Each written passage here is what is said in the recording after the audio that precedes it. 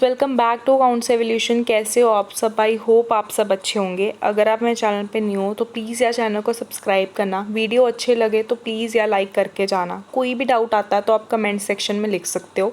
तो वीडियो को आगे बढ़ाने से पहले अगर आपको किसी भी सब्जेक्ट की कोचिंग लेनी है तो आप ले सकते हो मेरे से। डिस्क्रिप्शन बॉक्स में मेरी ईमेल आईडी होगी, आप मुझे मेल कर सकते हो। At a very nominal price आप कोचिंग ले सकते हो। किसी भी सब्जेक्ट के आपको नोट्स लेने हैं, फॉर एग्जांपल आपको अकेले बिजनेस ऑर्गेनाइजेशन के लेने हैं मेरे से नोट्स, जो सेमेस्टर 1 में एक सब्जेक्ट है, तो वो भी मेरे पास रेडी हैं, आप ले सकते हो। ठीक है, तो नोट्स भी आप अकेले ले सकते हो अगर आपको कोचिंग लेनी है। एंड ट्रस्ट मी गाइस, अगर आप अकेले नोट्स ही वो पढ़ जाते हो तो उससे बाहर कुछ भी नहीं आएगा।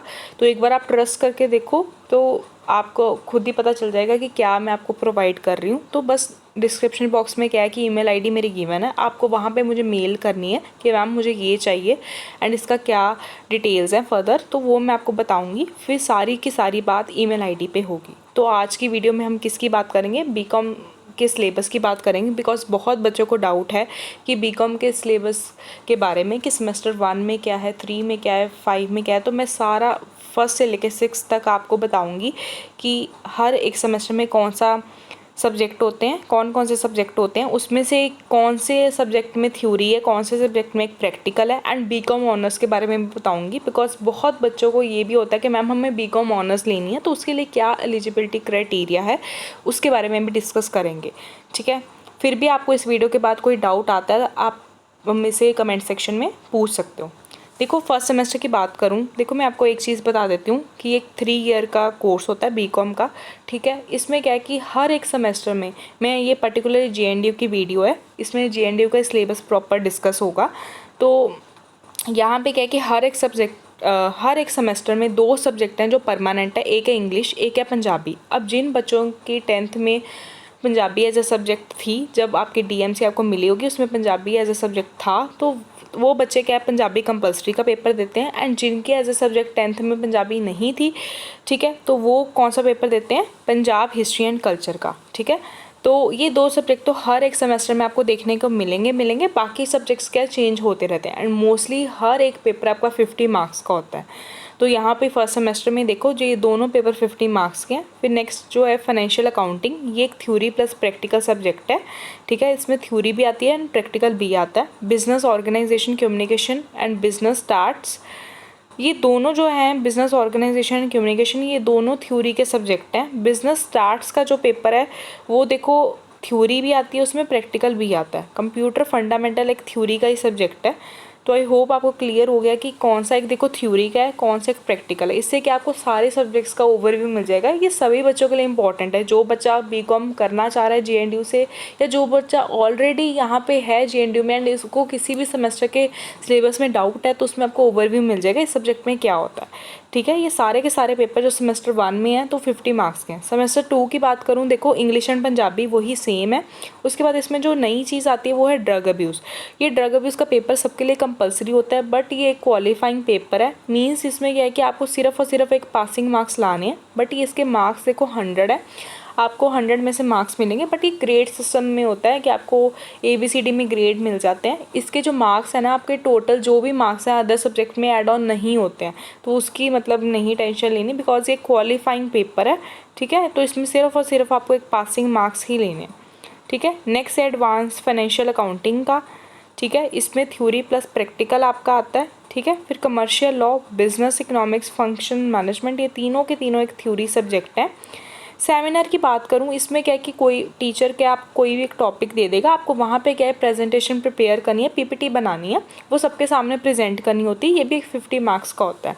ठीक है, तो टॉपिक जो है वो टीचर के ऊपर डिपेंड है कि वो कितने मार्क्स का आपको कौन सा टॉपिक देती है। मार्क्स तो 50 मार्क्स का ही है।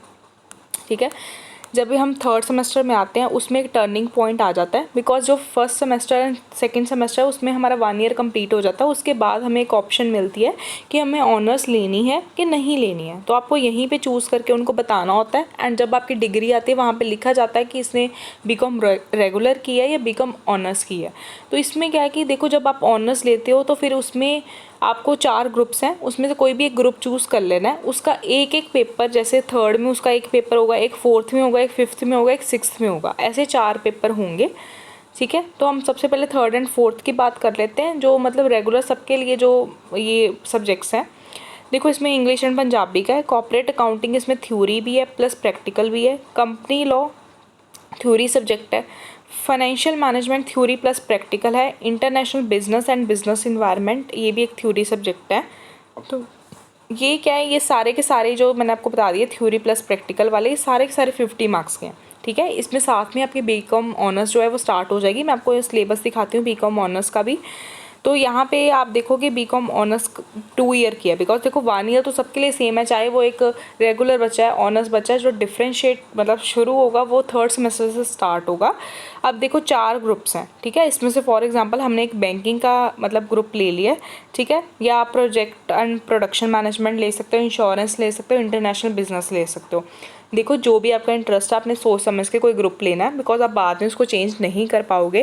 ठीक है, जो सा भी आपने लिख दिया ग्रुप की ये मैंने ऑप्ट करना है तो उसके ही पेपर होंगे। अब जैसे फॉर एग्जांपल आपने बैंकिंग का ग्रुप चूज़ किया तो उसका एक जो पेपर है ये 3rd में होगा, ये 4th में होगा, ये 5th में होगा, ये 6th में होगा। तो ये आपके फिर 6th सेमेस्टर तक जब तक आपकी बीकॉम ख़त्म नहीं हो जाती तब तक ये बीकॉम ऑनर्स आपके साथ चलेगी एंड इसका एक पेपर जो है वो ऐड ऑन हो जाएगा। तो आई होप आपको ये समझ आ गया होगा। एंड बीकॉम ऑनर्स के लिए जो मेन है एलिजिबिलिटी क्राइटेरिया कि कौन इनको ऑप्ट कर सकता है वो मैं आपको बताती हूँ। देखो आपके जो फर्स्ट एंड सेकंड में सेमेस्टर में अगर आपके 50% मार्क्स आए हैं 50%, तो वो बच्चा क्या है बीकॉम ऑनर्स ले सकता है। बिकॉज मेन क्वेश्चन ये है कि हर कोई भी बीकॉम ऑनर्स नहीं ले सकता, उसके लिए एक क्राइटेरिया है JNTU में कि अगर आपके 50% मार्क्स आए हैं फर्स्ट एंड सेकेंड सेमेस्टर में तो आप ऑप्ट कर सकते हो। अगर आपके 50 से कम आ रहे हैं, परसेंटेज आपकी 40 बन रही है, 45 बन रही है, फिर आप ऑप्ट नहीं कर सकते हो, फिर आपको बीकॉम रेगुलर ही करनी पड़ेगी। एंड अगर आपके ज़्यादा भी मार्क्स हैं तो कंपलसरी नहीं है कि हर एक को बीकॉम ऑनर्स लेनी है, दैट इज़ योर चॉइस कि आपको लेनी है कि नहीं लेनी है। ठीक है, ये भी 50 मार्क्स के सारे पेपर होते हैं ऑनर्स के भी। अब हम बात करते हैं, हमने 3rd तक बात कर ली थी, अब 4th सेमेस्टर की बात करें। इसमें देखो क्या है कि इंग्लिश एंड पंजाबी तो है ही है, उसके बाद GST का एक सब्जेक्ट है। ठीक है, GST के सब्जेक्ट में क्या है, ये एक जो सब्जेक्ट है एक थ्योरी सब्जेक्ट है। ठीक है, इसमें सारी की सारी थ्योरी आती है, प्रैक्टिकल नहीं होता। इंडस्ट्रियल लॉ भी क्या है, एक आपका थ्योरी सब्जेक्ट है। Principle and practice of banking and insurance भी थ्योरी सब्जेक्ट है। कॉस्ट अकाउंटिंग की बात करें, इसमें थ्योरी भी आती है प्लस आपका प्रैक्टिकल होता है। इसमें देखो सेमिनार भी है, सेमिनार जैसे सेकंड में था, इसमें आपको कोई ना कोई एक टॉपिक दे देंगे जिस पे आपको प्रेजेंटेशन देनी है। नेक्स्ट है इन्वायरमेंटल स्टडीज़, ये भी देखो 100 मार्क्स का क्वालिफाइंग, जैसे सेकंड में ड्रग अब्यूज़ था ऐसे ही इसमें इन्वायरमेंटल स्टडी है। ठीक है, 4th में। तो नेक्स्ट हम आते हैं 5th में। तो 5th में भी देखो वही है, इंग्लिश एंड पंजाबी है। मैनेजमेंट अकाउंटिंग एक थ्योरी प्लस प्रैक्टिकल सब्जेक्ट है। डायरेक्ट टैक्स लॉ जो है वो एक थ्योरी प्लस प्रैक्टिकल है। इसमें वो बात अलग है कि प्रैक्टिकल बहुत कम आता है, ज़्यादा इसमें थ्योरी पूछी जाती है पेपर में। एंड अब बीच में तो बंद ही हो गई थी कि कोई प्रैक्टिकल क्वेश्चन भी आएगा, बट अब आती है। जैसे फॉर एग्जांपल आपको 1 या 2 क्वेश्चन प्रैक्टिकल का भी मिलेगा। ऑडिटिंग एक थ्योरी सब्जेक्ट है, इसमें जो अलग चीज़ है वो है स्पेशलाइजेशन कोर्स। अब चाहे आप एक रेगुलर के बच्चे हो बीकॉम रेगुलर के, चाहे आप बीकॉम ऑनर्स के बच्चे हो, आपको ये चूज़ करना पड़ेगा स्पेशलाइजेशन कोर्स। ये क्या है कि आपको 3 ग्रुप्स दे दिए हैं। इसमें से आपको अगर for example accounting and finance, banking and insurance, computer application and E business, इन तीनों का में से आप कोई भी एक स्पेशलाइजेशन को चूज़ कर सकते हो। इनके 2 पेपर्स होते हैं, वो 2 पेपर एक 5th में होंगे, वही ग्रुप के 2 पेपर आपके 6th में होंगे।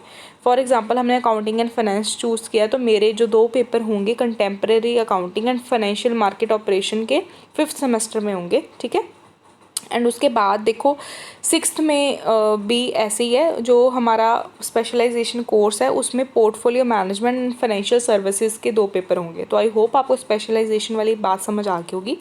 6th में जो अलग है वो है एक इंग्लिश एंड पंजाबी तो है ही है। ऑपरेशन रिसर्च जो है वो एक प्रैक्टिकल सब्जेक्ट है बट थ्योरी भी आती है। कॉर्पोरेट गवर्नेंस एक थ्योरी सब्जेक्ट है। इसमें जो अलग है वो है वर्कशॉप। वर्कशॉप क्या होता है कि वर्कशॉप पे क्या है कि आपको एक फ़ाइल भी बनानी होती है, उसके भी मार्क्स होते हैं। ठीक है, 50 मार्क्स है, तो वो टीचर पे डिपेंड करता है वो कैसे उसको डिवाइड करता है। तो उसमें कुछ नंबर वो देगा कि आपको फ़ाइल भी दे देगा कि आपको फ़ाइल बनानी है, तो वो फ़ाइल के भी मार्क्स होते हैं। एंड कुछ नंबर उसके होते हैं कि बाहर से एक एग्जामिनर आता है। जैसे फॉर एग्जांपल आप किसी कॉलेज में पढ़ रहे हो तो किसी कॉलेज के और टीचर्स आते हैं, एग्जामिनर आते हैं बाहर से, जो आपसे क्या है कि क्वेश्चंस पुट करते हैं। ठीक है, तो जो भी आपने फ़ाइल बनाई होती है तो अकाउंट्स के ऊपर ही सारे क्वेश्चंस होते हैं, तो वो आपको बस उसके आंसर्स देने होते हैं उसके ऊपर ही। मतलब जैसे फॉर एग्जांपल आप ले लो, जैसे हमारा +2 में वाइवा होता था तो वैसे ही कुछ होता है।